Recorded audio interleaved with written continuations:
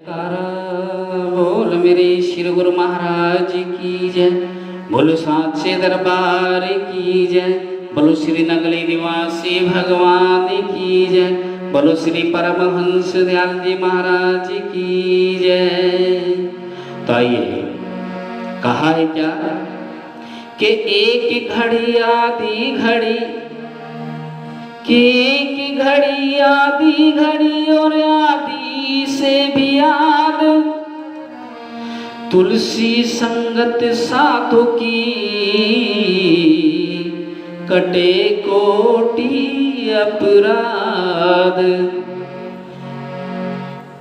देवन हारे दे दिया दीनी मानुष दे, और आगे तेरा काम है जो चाहे कर ले।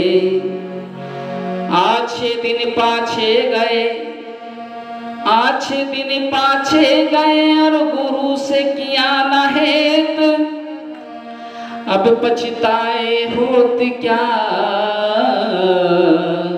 जब चिड़िया चुग गई खेत। तो कहा है एक घड़ी आधी घड़ी और आधी से भी याद।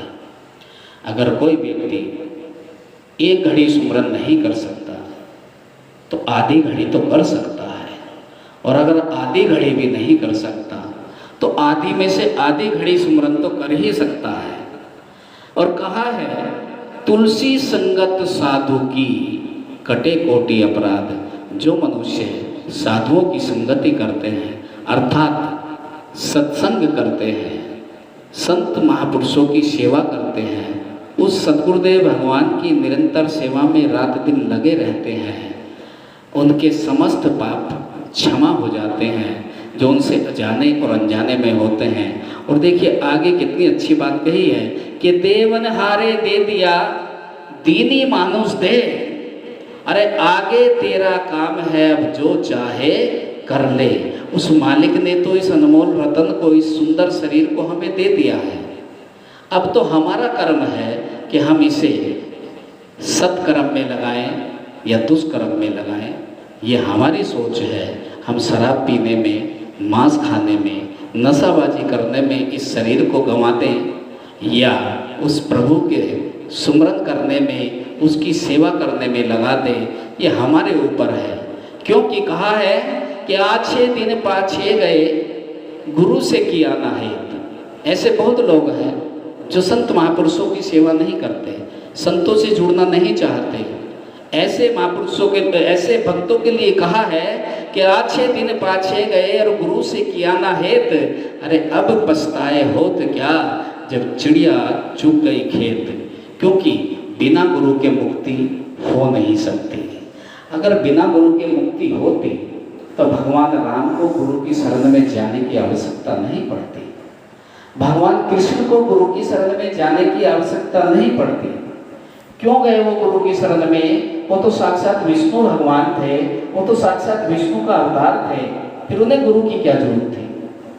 लेकिन वो जानते थे मैंने इस हाड़ मांस के शरीर को पाया है, इस पंचभौतिक चोले में मैं आया हूँ इस दुनिया में जीवों का उद्धार करने के लिए, और जो इस पंचभौतिक शरीर में आता है उसे नरकों में जाना ही पड़ता है अगर उसे गुरु ना मिले।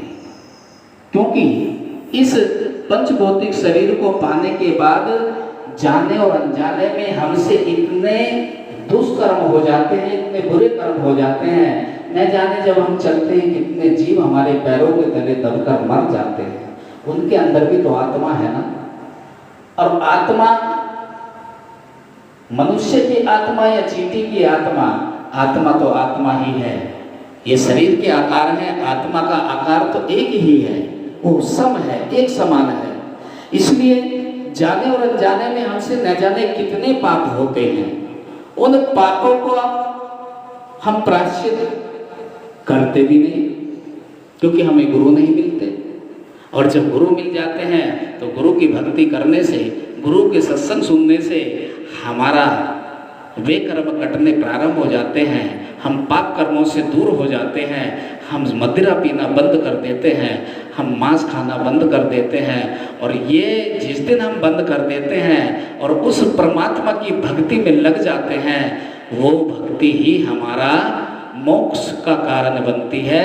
हमें फिर जन्म मरण के चक्कर में पड़ना नहीं पड़ता, ऐसा कहा है संत महापुरुषों ने। और इसीलिए भगवान राम को भी गुरु वशिष्ठ के चरणों में जाकर नाम की दीक्षा लेनी पड़ी। लेकिन आजकल क्योंकि माहौल कलयुग का चल रहा है, आजकल चेले भी इतने तेज तर्राट हो गए हैं कि बहुत ज़्यादा। कहा है गुरु गुड़ ही रहा और चेला चीनी हो गया, ये कहावत आप लोगों ने सुनी होगी। तो कहा है एक बार एक संत महापुरुष एक आश्रम में रहा करते थे, एक नया शिष्य आया, उसने कहा गुरुजी मुझे भी अपने शिष्य बना लो। गुरुजी ने कहा कोई बात नहीं, लग जाओ भाई तुम भी, और शिष्य इस आश्रम में रहते हैं, तुम भी सेवा करो। अब वो चेला रहने लगा, कुछ समय गुजरा, महीने, 1.5 महीने, 2 महीने। एक दिन क्या हुआ, बारिश आ गई, रात का समय, दिन छिप रहा था। ध्यान से सुनना मेरी बात को। दिन छिप रहा था, संध्या का समय था, और जैसे बारिश आई तो जो आश्रम की गाय थी वो बाहर बंधी हुई थी। गुरुजी ने उस नए शिष्य से कहा कि बेटे जाओ गाय को वहां से खोलकर बाहर से अंदर बांध दो, वो वहां बंधी पड़ी है। चेला बड़ा आलसी था, सेवा से मन चुराता था, कहने लगा गुरुजी भला मेरी इतनी बिसात कहाँ मैं किसी के बंधनों को छुड़ा सकूं? अभी तो मैं नया नया चेला हूं, अभी बंधन छुड़ाने की मुझ में कहाँ क्षमता है? ये क्षमता तो आप ही के अंदर है, इसलिए आप ही जाइए और गाय को आप ही वहां से खोलकर उस बंधन से छुड़ाकर अंदर बांधिए। गुरुजी ऊपर से नीचे तक उसे देख रहे हैं, सोच रहे हैं वाकई में तू तो चेला नहीं, मेरा गुरु मिला। कोई बात नहीं, गुरुजी की तो गाय थी, गुरुजी को तो जाना था। गुरुजी गए, वहां से गाय खोली, गाय खोलकर अंदर बांध दी। रात के 9 बज गए, 10 बज गए। अब जब लेट गए, दिया जल रहा था, जो लालटेन थी, मोमबत्ती थी, वो जल रही थी। गुरुजी कहने लगे कि बेटे देखो लाइट जल रही है, जरा उठकर इसे बंद कर दो।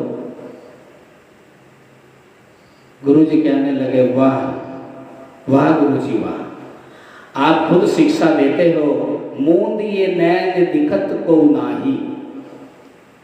आंख मूंद लीजिए फिर कोई दिखता नहीं है। आप ही तो कहते हो ना अपने सत्संग में कि मूंद ये नैन दिखत को नाही। तो गुरुजी आप लाइट में क्यों देख रहे हो? आप ही आंख मूंद लीजिए, आपकी तरफ से तो लाइट बुझ जाएगी, आपको अंधेरा ही अंधेरा नजर आएगा। फिर आप बुझाने के चक्कर में क्यों लग रहे हो? अब मैं लिहाज में लेट गया हूं, अब मैं नहीं उठ रहा हूं, अब आप आंख बंद कर लीजिए। इसे कहते हैं कलयुगी चेले। ऐसे भी चेले हैं आज के जमाने में जो गुरुओं को गुरु नहीं समझते, खुद को गुरु समझने लगते हैं। चंद दिन सेवा करने मात्र से वो खुद को गुरु समझने लगते हैं। ये कलयुग की बलिहारी है। जब डिबिया बंद नहीं हुई, चेले ने तो बहाना बना दिया। फिर गुरुजी कहने लगे अरे चेले अभी तो रोशनी हो रही है, तू जरा इतना तो कर ले कि कम से कम बाहर जाके ये देख के आ कि बारिश पड़ रही है नहीं। चेला कहने लगा वाह गुरुजी वाह, अब उठ के बारिश देखने जाओ, अरे पड़ रही है नहीं पड़ रही उससे हमें क्या लेना। एक काम करो ना, देखो अभी गेट में घुस के बिल्ली आई है, आप एक काम करो, 1 मिनट उठो और बिल्ली के ऊपर हाथ फेरो। अगर बिल्ली भीगी हुई हुई तो समझो बाहर बारिश हो रही है, और अगर बिल्ली सूखी हुई तो समझो बारिश बंद है। गुरुजी कहने लगे, वाह चेले वाह, बहुत सुंदर बात कही। ऐसे चेले 2-4 और मिल जाए तो मेरा तो आश्रम चल जाएगा। खैर रात को सो गए, प्रातः हुआ, कोई शिष्य आश्रम में आया बहुत सारे लड्डू लेकर भोग लगवाने के लिए गुरु महाराज को। जब भोग लगा दिया गुरुजी ने सारे चेलों को आवाज़ लगाई, सब आते रहे, प्रसाद लेते रहे। उस नए चेलों को भी आवाज़ लगे, अरे भाई तू भी आजा प्रसाद ले ले।